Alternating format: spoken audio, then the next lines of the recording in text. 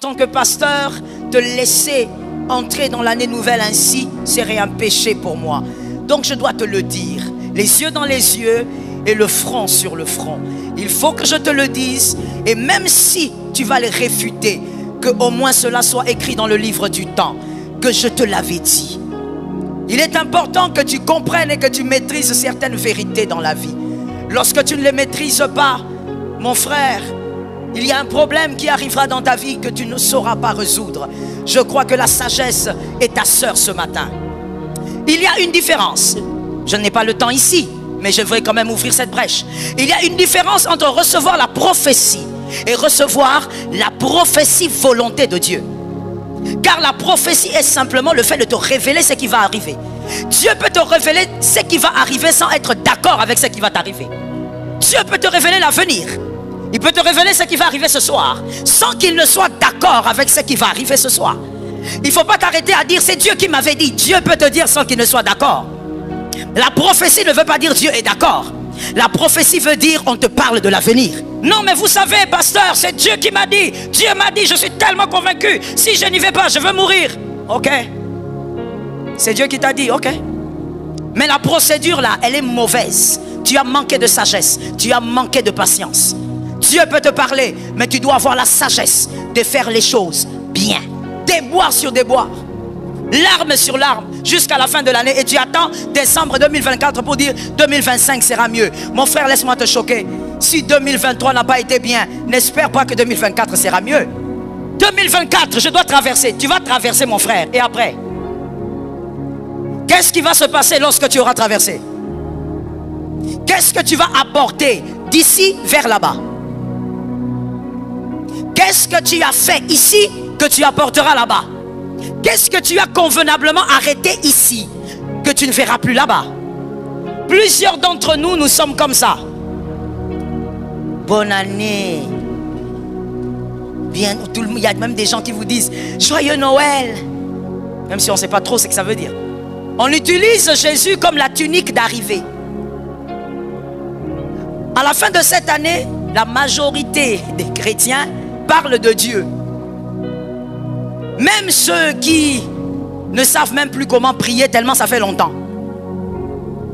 Mais maintenant, là, si tu dis à quelqu'un, mon frère, ça va aller. Ah, Dieu est là. Parce qu'il considère que Dieu, Jésus est le ticket d'arrivée en 2024. Jésus n'est pas un ticket. Tu vas entendre tout le monde dire, tu seras à l'église les 30 et les 31, tu seras à la veillée, tu iras où? Tu iras prier où? Oh mais c'est la fin de l'année, il faut toujours aller traverser avec Jésus. Jésus n'est pas un ticket. Jésus n'est pas le ticket du bus, du métro, il n'est pas le ticket. Lorsqu'on utilise Jésus comme un ticket, nous faire arriver en 2024, voilà pourquoi tous les chrétiens en ce moment, même si tu lui écris, comment tu vas? Jésus est fidèle. On parle de Jésus partout, pourquoi? On a peur de la mort, on ne doit pas mourir, on doit traverser. Les enfants ne doivent pas mourir, il faut. Tout le monde devient gentil. Tout le monde sourit. Jésus est le ticket qui va nous amener à traverser.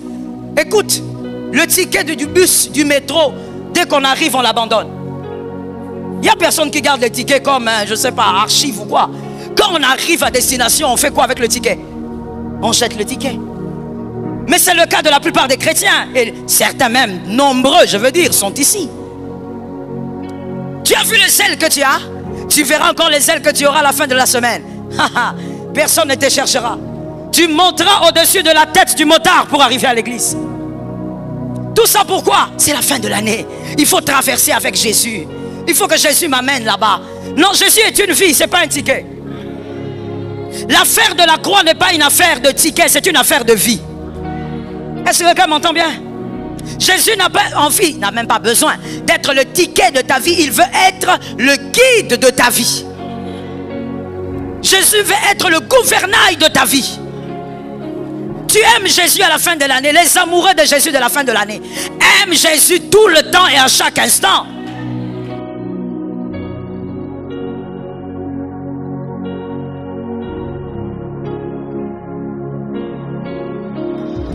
Je dis ici, c'est l'avant-dernier dimanche de l'an.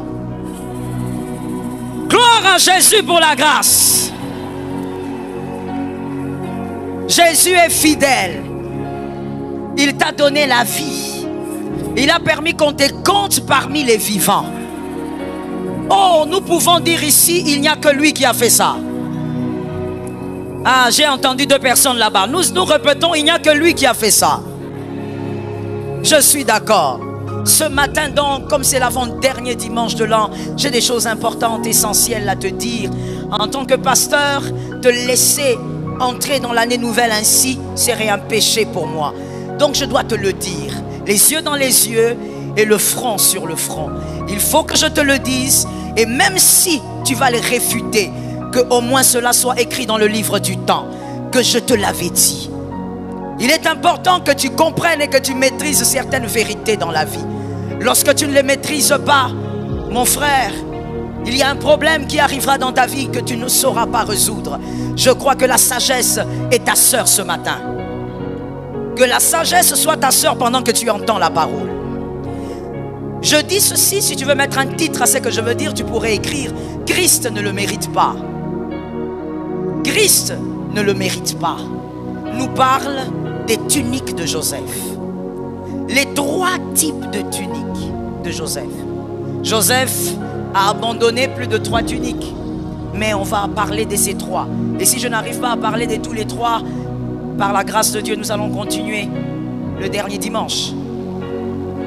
La première tunique de Genèse 37-31, c'est cette fameuse tunique qu'on avait arrachée à Joseph par ses frères. Quelqu'un m'a dit la méchanceté. On a arraché cette tunique parce qu'il y avait trop de jalousie, trop de haine et beaucoup trop d'aigreur dans le cœur. Ils ont vendu leur petit frère. La méchanceté. Genèse 39-13, c'est la tunique que je vais appeler ici la tunique de paix.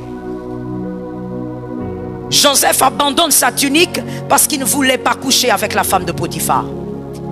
Il ne voulait ni trahir son Dieu, il voulait aussi ne pas trahir Potiphar.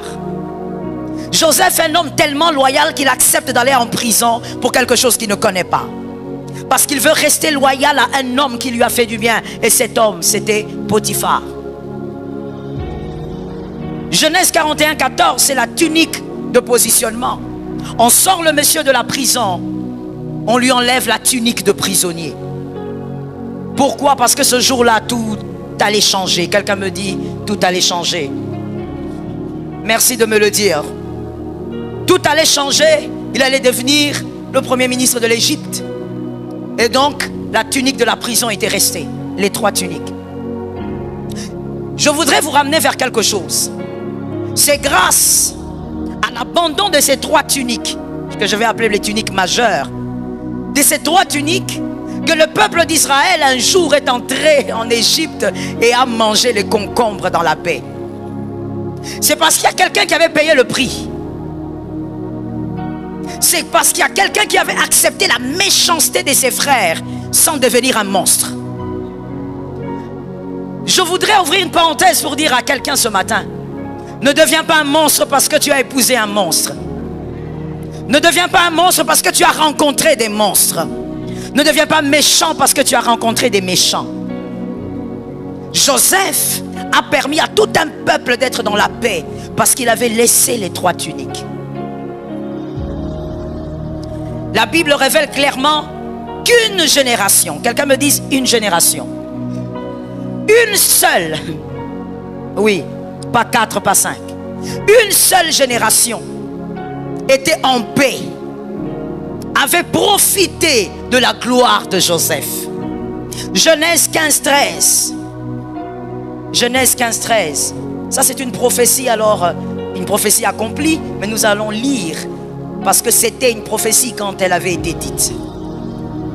L'Éternel dit à Abraham: sache que tes descendants seront étrangers dans un pays qui ne sera pas à eux. On le réduira en esclavage et on les opprimera pendant 400 ans. Amen. La prophétie disait: le peuple irait, le peuple s'installerait, mais ce même peuple serait esclave. Je voudrais te ramener à une chose. La prophétie est sorti en Genèse 15-13 et donné à Abraham. Pendant que la prophétie est donnée, Abraham n'a pas Isaac. Alright? Abraham n'a pas Isaac, c'est-à-dire qu'on lui parle des choses vraiment très lointaines. La prophétie est donnée sur sa descendance alors que lui n'a pas encore un seul enfant. Lorsque la prophétie est donnée parce que quelque chose allait entrer en jeu. Qu'est-ce qui allait entrer en jeu? Le comportement de fils de Jacob. La prophétie de Genèse 15-13 est attachée à un comportement. Et ce comportement, c'est la méchanceté des frères de Jacob. Dieu ici donc en Genèse 15-13, et je voudrais attirer l'attention de quelqu'un. Il donne une prophétie. Il parle d'un avenir, mais il ne parle pas de sa volonté. Il y a une différence. Je n'ai pas le temps ici, mais je voudrais quand même ouvrir cette brèche. Il y a une différence entre recevoir la prophétie et recevoir la prophétie volonté de Dieu. Car la prophétie est simplement le fait de te révéler ce qui va arriver. Dieu peut te révéler ce qui va arriver sans être d'accord avec ce qui va t'arriver. C'est là où plusieurs branchent. Dieu peut te révéler l'avenir. Il peut te révéler ce qui va arriver ce soir sans qu'il ne soit d'accord avec ce qui va arriver ce soir. Il ne faut pas t'arrêter à dire c'est Dieu qui m'avait dit. Dieu peut te dire sans qu'il ne soit d'accord. La prophétie ne veut pas dire Dieu est d'accord. La prophétie veut dire on te parle de l'avenir. Qui a noté ça très bien? La prophétie veut dire parler de l'avenir. Mais Dieu peut parler sans être d'accord. Dieu a parlé à Abraham. Il lui a dit ta descendance sera captive. Mais la descendance a été captive parce que Joseph avait été vendu avec beaucoup de méchanceté. Le comportement des frères de Joseph, la méchanceté, lorsqu'ils ont agi, cette méchanceté a rencontré une réalité. Que quelqu'un me dise une réalité. Cette méchanceté est entrée en collision avec une réalité. La méchanceté des frères de Joseph est entrée en collision avec Romains 8, 28. Romains 8, 28. Lorsque quelque chose se fait dans la vie d'un enfant de Dieu, Romains 8, 28 intervient. Même ce qui se fera ce soir dans ta vie, je prie que Romains 8, 28 intervienne. Lorsque Dieu est avec toi, tous tes adversaires travaillent ensemble pour toi. Lorsque Dieu est avec toi, tous les événements qu'on grille pour te faire chuter travaillent ensemble pour toi. Lorsque Dieu est avec toi, tout ce qu'on creuse comme trou commence à travailler ensemble pour se transformer en tremplin de ta victoire. Tout travaille ensemble. Ils ont vendu leurs frères. Romains 8, 28 est intervenu. Il est intervenu pour que la prophétie s'accomplisse. Genèse 45, 8. Genèse 45, 8. Monsieur Joseph comprend cette vérité. Monsieur Joseph dit, vous avez voulu me faire du mal, mais Dieu m'a fait du bien. Dieu a utilisé tout ça pour que vous ne puissiez pas souffrir. Cet homme était aussi un grand prophète. Il avait compris déjà à son époque qu'aucun homme ne peut arrêter les desseins de Dieu. Joseph avait compris qu'aucun homme, aucun esprit, aucun pouvoir ne peut empêcher ce que Dieu a déjà organisé. Ce que Dieu a organisé finira par arriver. Avec la gentillesse ou la méchanceté des hommes, ça finira par s'accomplir. Dieu a envoyé Joseph en Égypte depuis le sein de sa mère. Voilà pourquoi quand il a commencé à faire des rêves, il voyait l'Égypte. Il n'était pas là-bas. Il n'était pas avec Jacob. Lui était en Égypte. Aller en Égypte est le plan de Dieu. Quelqu'un m'a dit le plan de Dieu. Mais la procédure, ça ne dépend pas de Dieu, c'est l'homme maintenant. Dieu choisit Jacob. Mais la procédure pour récupérer l'alliance, ça ne dépend pas de Dieu. Maintenant, tu as compris le premier? Voilà. Non, c'est Dieu qui m'a dit. Oui, c'est Dieu qui t'a dit. Mais la procédure, ça c'est pas Dieu. Ça c'est toi. C'est toi qui viens de faire des conneries. C'est pas Dieu. Non, mais c'est Dieu qui m'a envoyé. Oui, on est d'accord. Mais la procédure n'est pas correcte. J'ai seulement envie de dire à quelqu'un, Dieu peut t'envoyer, Dieu peut te donner un message, Dieu peut décider, mais la procédure, tu peux commettre des erreurs dans... Aide-moi à dire ça à 3 personnes. C'est pour t'aider à ne pas avoir des ennemis, hein. Allez surtout pas à l'église, ok? Quand il faut dire à 3 personnes, il faut dire. Non, mais vous savez, pasteur, c'est Dieu qui m'a dit. Dieu m'a dit, je suis tellement convaincu. Si je n'y vais pas, je veux mourir. Ok. C'est Dieu qui t'a dit, ok. Mais la procédure là, elle est mauvaise. Tu as manqué de sagesse. Tu as manqué de patience. Dieu peut te parler, mais tu dois avoir la sagesse de faire les choses bien. Je dis à quelqu'un cette année, même face à 1000 raisons, respecte la procédure. Fais les choses avec sagesse. Ce n'est pas au nom de Dieu que tu dois tout abîmer. Tu dois tout casser. Moi, personne ne me comprend. Moi, je suis un élu. Dieu m'a déjà parlé. Si tout le monde est contre moi, je suis avec Jésus. Tu as menti. Je répète encore, tu as menti. Dieu est un Dieu d'intelligence et de sagesse. Donne-moi 3 amens. Dieu est un Dieu d'intelligence et de sagesse. Ne tue pas tout le monde parce que Dieu t'a parlé. Tu auras besoin des hommes. Dieu avait parlé, mais la procédure était tellement mauvaise que voici ce que ça a créé. Les 3 tuniques là. On dit, oh, le peuple d'Israël est entré en Égypte. Ils sont allés à Goshen, ils étaient privilégiés. Mais écoute-moi mon frère, la mauvaise procédure a créé les 3 tuniques. Les 3 tuniques ont créé ceci. Le peuple d'Israël en Égypte ont été en paix seulement pendant une seule génération.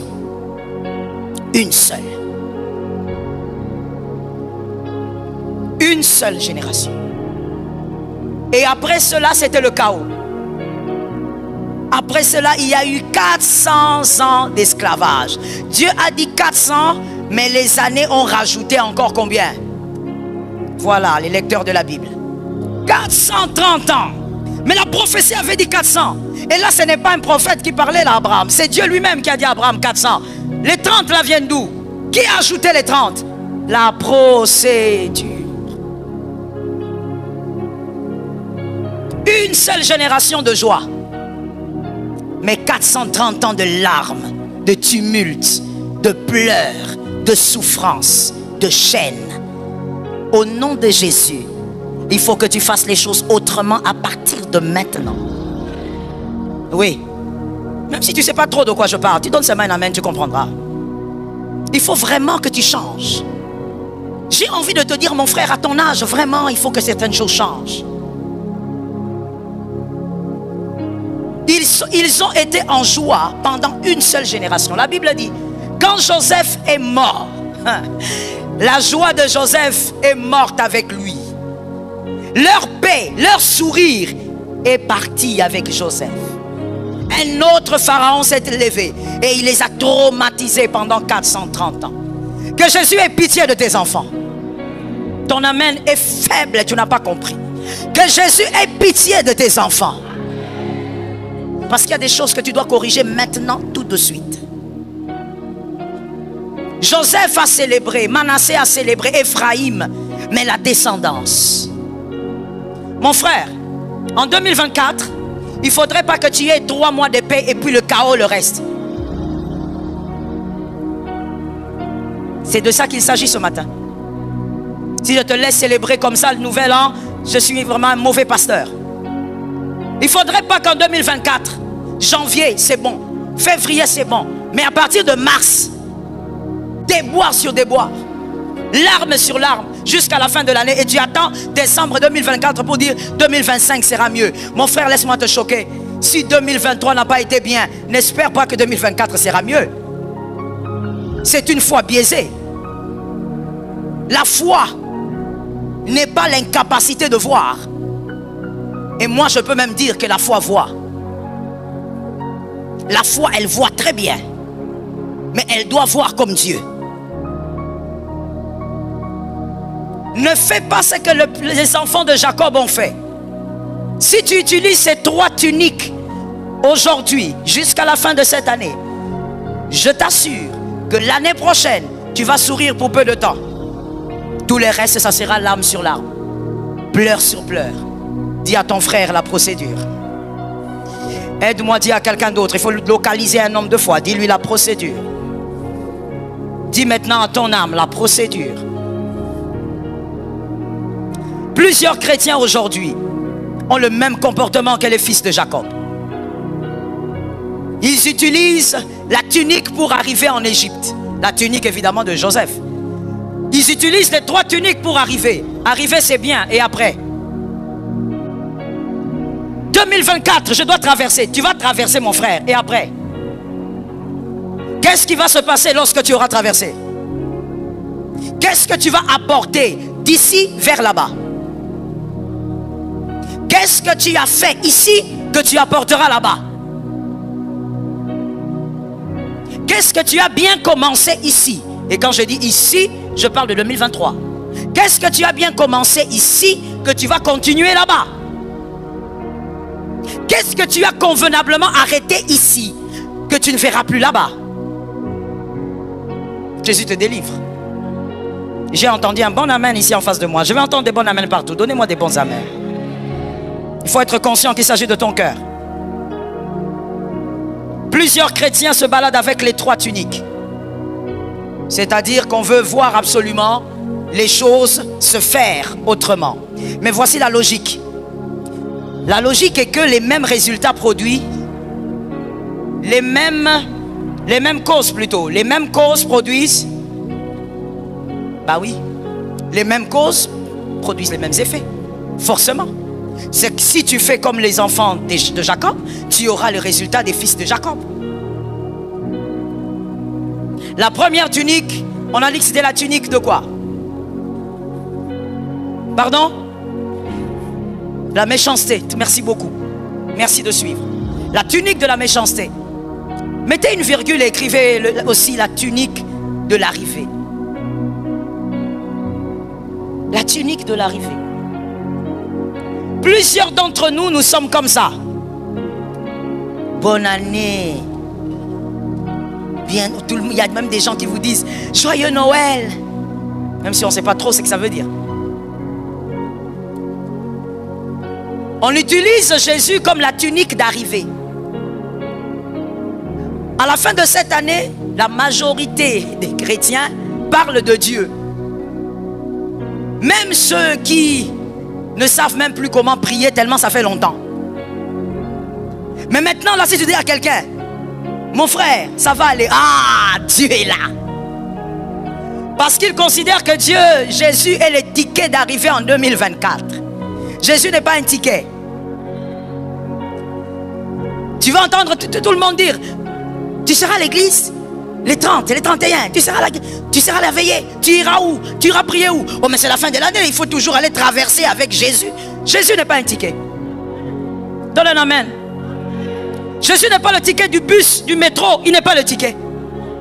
Lorsqu'on utilise Jésus comme un ticket, nous faire arriver en 2024, voilà pourquoi tous les chrétiens en ce moment, même si tu lui écris, comment tu vas? Jésus est fidèle. On parle de Jésus partout, pourquoi? On a peur de la mort, on ne doit pas mourir, on doit traverser. Les enfants ne doivent pas mourir, il faut. Tout le monde devient gentil.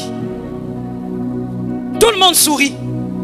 Jésus est le ticket qui va nous amener à traverser. Écoute, le ticket du bus, du métro, dès qu'on arrive, on l'abandonne. Il n'y a personne qui garde le ticket comme, je ne sais pas, archive ou quoi. Quand on arrive à destination, on fait quoi avec le ticket? On jette le ticket. Mais c'est le cas de la plupart des chrétiens. Et certains même, nombreux, je veux dire, sont ici. Tu as vu les ailes que tu as? Tu verras encore les ailes que tu auras à la fin de la semaine. Personne ne te cherchera.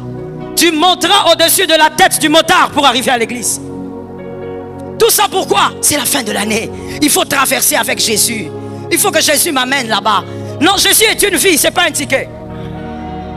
L'affaire de la croix n'est pas une affaire de ticket, c'est une affaire de vie. Est-ce que quelqu'un m'entend bien? Jésus n'a pas envie, n'a même pas besoin d'être le ticket de ta vie. Il veut être le guide de ta vie. Jésus veut être le gouvernail de ta vie. Tu aimes Jésus à la fin de l'année. Les amoureux de Jésus de la fin de l'année aiment Jésus tout le temps et à chaque instant. Regarde ton voisin, dis-lui, on parle de Jésus. Parce qu'il y a des gens ici, si tu ne dis pas ça, il va attendre seulement qu'on lui dise, reçois la maison. Il n'y a pas de maison ici. Aujourd'hui, on ne reçoit pas maison, on ne reçoit rien. Ce que tu devais recevoir de plus grand, tu l'as déjà en toi.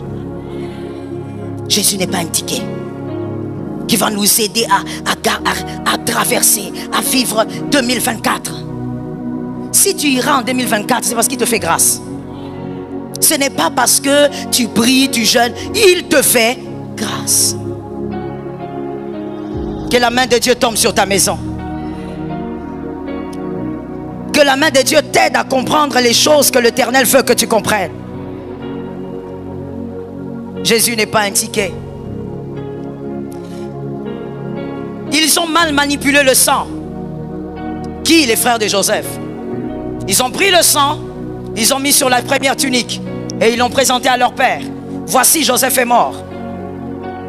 Écoute-moi, mon frère. La mauvaise manipulation du sang crée des problèmes. Le sang répond au sang. L'affaire de la croix est une affaire de sang. Si c'est une affaire de sang, c'est que c'est une affaire d'âme. Jésus est mort pour t'avoir toute sa vie. Il est mort pour que tu sois sa vie et qu'il soit ta vie. Jésus est mort pour que ça soit un mariage. Un mariage, oh praise the Lord, un mariage qui ne subira pas de divorce. C'est pourquoi Jésus est mort. Jésus n'est pas mort pour te servir de ticket de bonne année. Je me rappelle une fois, j'étais tellement le sang est puissant et des fois je me pose la question si la plupart des chrétiens comprennent l'importance et l'impact du sang. J'étais en train de prier pour un couple fiancé, ou presque fiancé, ils n'étaient pas encore fiancés. Ils avaient des projets. Pendant que je priais, à un moment donné, j'entends le Seigneur me dire arrête. J'ai dit ok, j'arrête. J'ai dit amen. Ils ont dit amen. Et j'entendais maintenant que le Seigneur me donne la suite parce qu'il m'a dit arrête.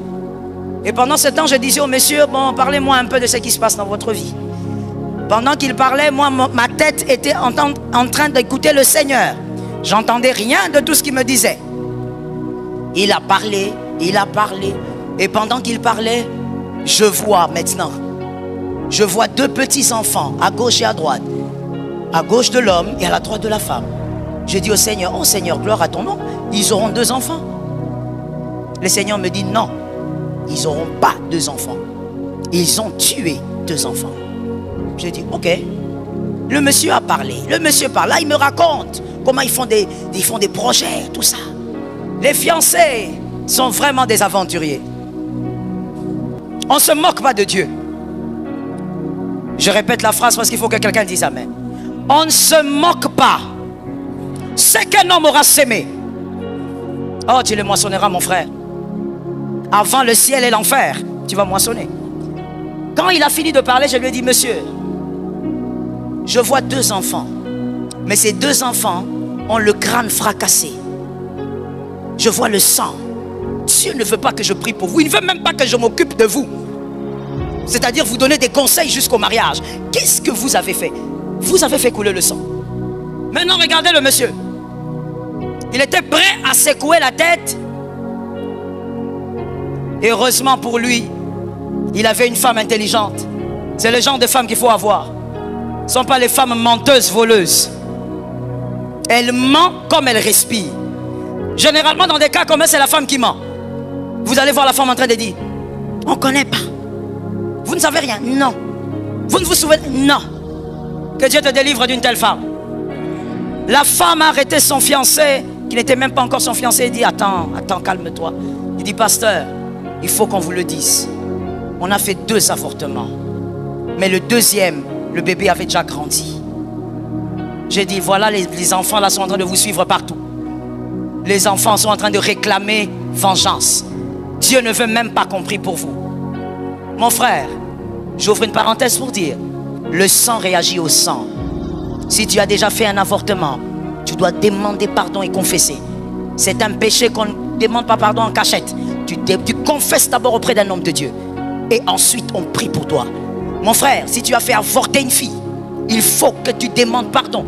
Tu vas chez un homme de Dieu. Ne va pas chercher Jésus comme un ticket de 2024. Tu attends seulement traverser. Bonne année. Va confesser. Compris pour toi. Sinon, le sang va te poursuivre toujours et ne s'arrêtera pas. La Bible dit ce sang-là crie vengeance devant Dieu. Ma soeur, ces avortements-là, tu les appelles des petites choses qui ont disparu rapidement. C'était juste une pilule, c'est fini, c'est parti. Attention, le sang répond au sang. Tu avais avorté, ma soeur, même si tu es la seule à le savoir. Jésus le sait, la preuve, c'est que ce n'est pas ma prédication, mais Jésus te parle. C'est à toi qu'il s'adresse. Va confesser. Surtout les femmes, elles ont des cœurs durs, très durs. Humilie-toi, va confesser devant un homme de Dieu. Compris pour toi. Est-ce que quelqu'un m'entend? On ne joue pas avec le sang reste suspendu. Que l'Éternel te donne la victoire. 2 Timothée 3:2. 2 Timothée 3:2, l'apôtre Paul dit: dans les derniers jours, les hommes seront fanfarons, égoïstes, amis de l'argent, méchants. L'apôtre Paul décrit ce que nous sommes en train de vivre aujourd'hui. À son époque, une lointaine prophétie. Aujourd'hui, nous vivons. Les gens sont devenus tellement égoïstes, même égoïstes envers Dieu. Une génération de profiteurs. Tout le monde veut profiter de tout le monde. Voilà pourquoi il y a des langages sorcellériques, diaboliques. Comme quoi, pourquoi tu souffres pour le Congo? Toi, tu veux laisser le foufou mourir. Toi, tu veux comparer la nation et le foufou. Tu veux comparer le salut de toute une génération, de plusieurs générations. Tu veux comparer ça à la nourriture. Mais d'où vient tout ça? Une génération de profiteurs. Tout le monde veut profiter de tout le monde. Là où il n'y a pas profit, personne ne reste. Que Jésus nous délivre. Maintenant, tu vas m'aider à localiser 3 personnes. Dis-leur, il s'agit de nous maintenant. Maintenant, on parle de nous là. Je veux vous voir localiser. Maintenant, c'est la bonne prédication qui a commencé. Oui, maintenant, c'est la bonne prédication. Une génération de profiteurs. Tu entendras quelqu'un te dire en premier, dès que tu viens, il vient chez toi, tu lui dis: écoute, moi je travaille avec Lionel. La première chose qu'il va te demander, il te donne quoi? Génération de profiteurs. Automatiquement, il te demande: je gagne quoi en étant là? Génération de profiteurs. Une génération où tout le monde veut monter sur tout le monde. Tout le monde veut grimper sur le dos de tout le monde. Mon frère, tu ne peux pas grimper sur le dos de tout le monde. Ou alors je vais te dire une autre sagesse. Quand tu auras grimpé, il faut qu'on grimpe aussi sur toi. C'est ça la sagesse de la vie. Tu ne peux pas tout le temps grimper sur tout le monde. Non, à un moment donné de la vie, il faut aussi qu'on grimpe sur toi. Une génération de profiteurs au point où on veut même profiter de Jésus. Tu pries parce que tu as peur de la mort. Tu calcules les jours. On m'avait donné une prophétie que j'allais mourir le 30 décembre. Au nom de Jésus, Faya. Au nom de Jésus. Jésus, je t'aime. Mon amour pour toi est infini et fort. Tout ce que tu dis, tu ne crois pas en ce que tu dis. Comme mon mari aime le dire, tu dis non, j'aime Jésus. Mais quand on te demande seulement les 100 $ qui est dans ta poche, tu commences à transpirer comme quelqu'un qui a attrapé une fièvre. Ou comme quelqu'un qui fait une hausse de tension. Toi, tu ne peux pas donner à Jésus les choses les plus faibles du monde. Mais tu dis, je t'aime plus que tout au monde. Tu as menti. Une génération de profiteurs où on ne peut pas rester avec quelqu'un par amour. L'amour est morte. Ou est mort, si vous voulez. L'amour est décédé, enterré. Tu vois une fille qui veut épouser un homme par profit. Il habite où? Quand on te dit seulement qu'il habite vers, donnez-moi un quartier. Non, non, donnez-moi un quartier. Ça, c'est pas un quartier. Donnez-moi un bon quartier. Voilà. Ça, c'est un bon quartier. Tu entends seulement, il habite à Kitokimosi. Ça, il faut que je prie. Il faut que j'entre en prière. Là, maintenant, tu es devenue femme de prière. N'est-ce pas, Laetitia? Maintenant, tu es devenue femme de prière. Mais quand on te dit, oh, il habite Gombe, il travaille à tel endroit, il a des entreprises. Alléluia, Dieu m'avait promis que cette année ne finira pas. In the name of Jesus. Dieu t'avait promis. Tu as oublié que tu dois prier. Génération. Merci. Je te dis, c'est la meilleure partie de la prédication, donc il faut répondre. Profiteur. Il y a des gens même qui viennent dans les églises par. Non, je vais aller dans telle église parce que j'ai remarqué qu'il y a tel ministre qui vient. Sorcier. Non, je viens d'entrer l'église parce que vous remarquez qu'il y a le DG, le PDG. Quelle génération de profiteurs. Même avec Jésus, tu as cette sémence-là. Tu attends 2024. Tu te dis, tu veux profiter de Jésus comme un ticket. Toutes les bières qu'il y avait dans ton placard, tu les as mis où, monsieur? Tu te rappelles comment hier soir tu as tout jeté? Et quand tu jetais, tu chantais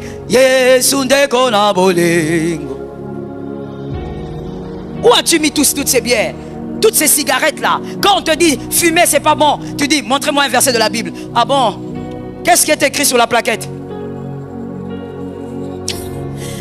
I'm just amazed. Comment quelqu'un peut être comme ça? Tu vas répéter ça parce que ton voisin ne sait pas. Tu vois jusqu'à l'âge qu'il a, il ne sait pas. Il n'a jamais fait attention. Qu'est-ce qui est écrit sur la boîte à cigarettes? Fumer est préjudiciable. Mais tu as ça et tu me demandes un verset biblique. Les païens t'ont déjà donné un verset.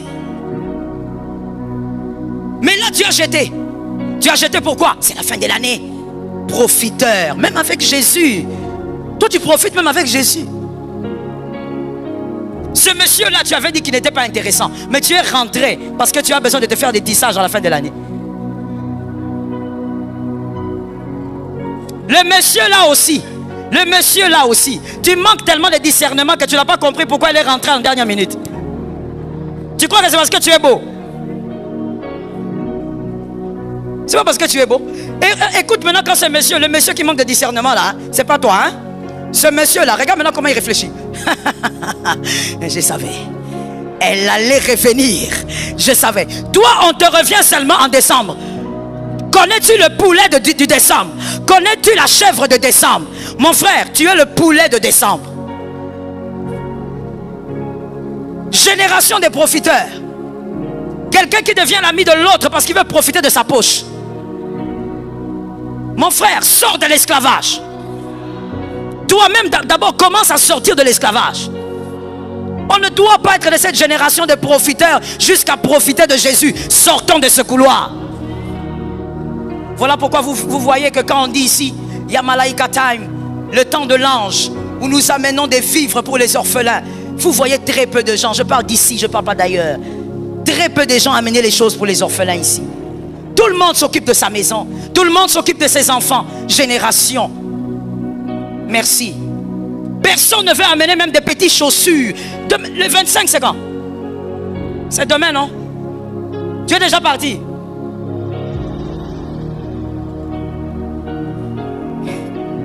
Je vais répéter la question, mon fils, il n'a pas compris. Je posais la question, madame. Tu es déjà parti? Déjà, hein? Déjà.